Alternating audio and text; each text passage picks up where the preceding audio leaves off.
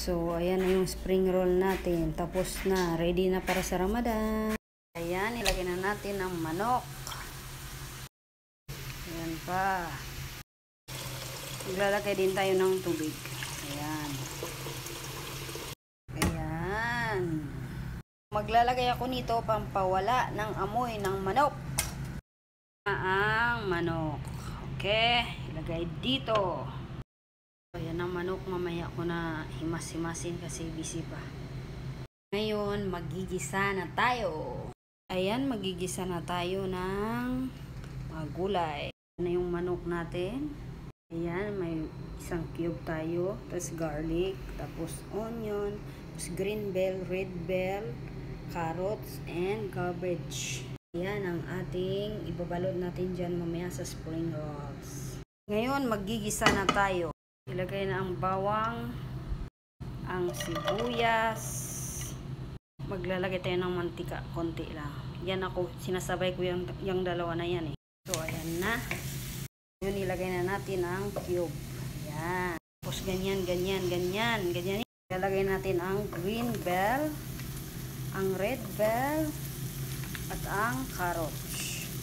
Katapos, mix again. Ngayon, ilagay na natin ang chicken. Tapos, mix ulit. Ayan. Lalagay na ako ng baharat. Ayan, kurko. Chicken spicy, mix spicy, black pepper, cumin powder, and small salt. Tapos, mix natin. Ganyan. Gawa ko ng tubig ng manok. Wala ng tubig. Ngayon, ilagay na natin ang ating repolyo. Ayan. Ayan. Pagkatapos, i-mix natin. So, ayan. Done na. Ready to, ano na to, spring roll. Pwede rin to sa mga toast. Pwede sa sambusa.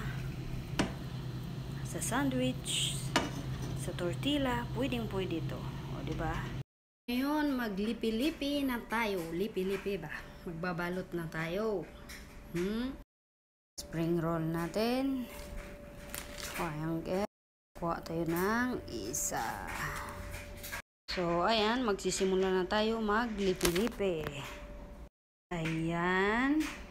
Ilalagay na natin. Tapos na natin dyan. Tapos dito. Tapos ganyan. Lagyan natin para mag-close siya. Ayan.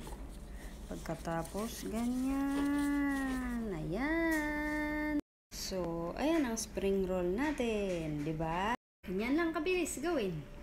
Para sa Ramadan.